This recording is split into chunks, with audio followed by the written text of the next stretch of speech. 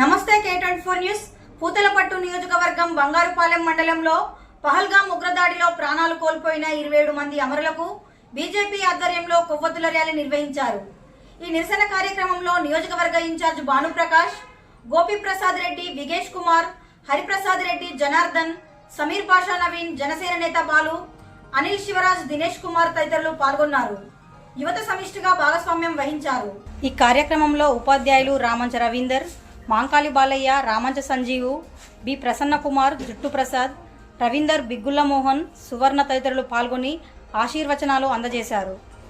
కోల్పోతామో మనం దాన్ని కరెక్ట్గా లేకపోతే, కాబట్టి ప్రజలారా మీరంతా ఆలోచించి అందరికి అవగాహన కల్పించి మన దేశం కోసం ధర్మం కోసం ఒక 5 నిమిషాలైనా డైలీ కేటాయించి బతకాలి మనమంతా. Jai Hind. Thank you.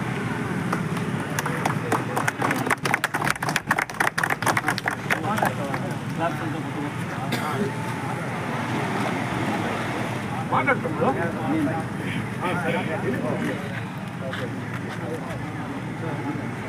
Okay move అన్నది తమ్ముడు మాట్లాడుతున్నాడు.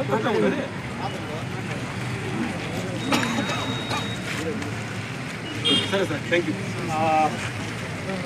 ఇక్కడికి వచ్చిన ప్రతి ఒక్కరికి చాలా ఆనందంగా ఉంది. అందులో మరీ ముఖ్యంగా అనుకోకుండా జరిగిన ఈ అటాక్ ద్వారా మనం అనుకోకుండా జరిగిన ఈ ప్రోగ్రామ్ మీద ఇంతమంది వచ్చిన చాలా ఆనందంగా ఉంది.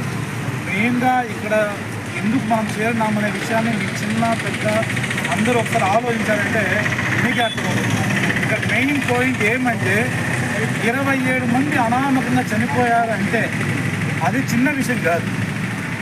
ఇవాళ జమ్మూ కాశ్మీర్లో జరిగింది, రేపు తెలంగాణ జరగచ్చు, రేపు బెంగళూరులో జరగచ్చు, రేపు తమిళనాడులో జరగచ్చు, రేపు మన దేశంలో మన రాష్ట్రంలో కూడా జరగచ్చు. దేనికైనా సరే మనం ముందు జాగ్రత్తగా మన హైందవ ధర్మాన్ని, మన హిందూ ధర్మాన్ని కాపాడుకోగలిగితే అది ఎవరైనా సరే మనం పరమతాన్ని గౌరవించాలి, మన మతాన్ని కాపాడుకోవాలి. ఇదే మన సిద్ధాంతం, మన నైతిక విలువలు. ఇలాంటి విలువలను మనం కాపాడుకోగలేకపోతే రేపు పొద్దున్న నీ కుటుంబం వరకు రావచ్చు, నా కుటుంబం వరకు రావచ్చు, ఎక్కడికైనా రావచ్చు.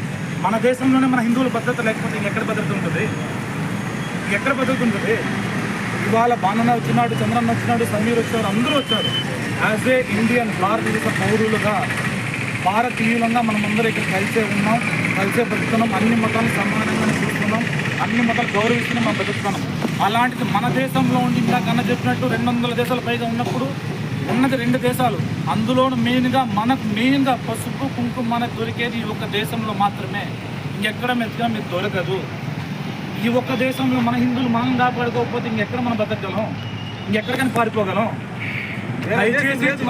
దయచేసి చిన్న పెద్ద పరమతవ పెద్దలు, మన ఇంకో పెద్దవాళ్ళు, మన పెద్దవాళ్ళు, మన నెక్స్ట్ జనరేషన్కి అన్న చెప్పినట్టు స్కూల్స్లో కావచ్చు, కాలేజ్లో కావచ్చు, ఎక్కడైనా సరే విశ్వవిద్యాలయాల్లో కూడా మన హిందూ ధర్మాన్ని మనం కాపాడుకోగలిగితేనే మన దేశంలో మనం బాగుంటుంది. లేదు మనం ఇంకో ఆప్షన్ లేదని చెప్పేసి మనకేం కాదులేదే, మన ఇంటికి కాలేదు కదా, మన బంధువులు కాలేదు కదా, మనం సాంగ్ కూర్చున్నాం అనుకోండి, రేపు పొద్దున్న మన ఇంటి వరకు వస్తే కూడా మనం ఏం చేయలేదు.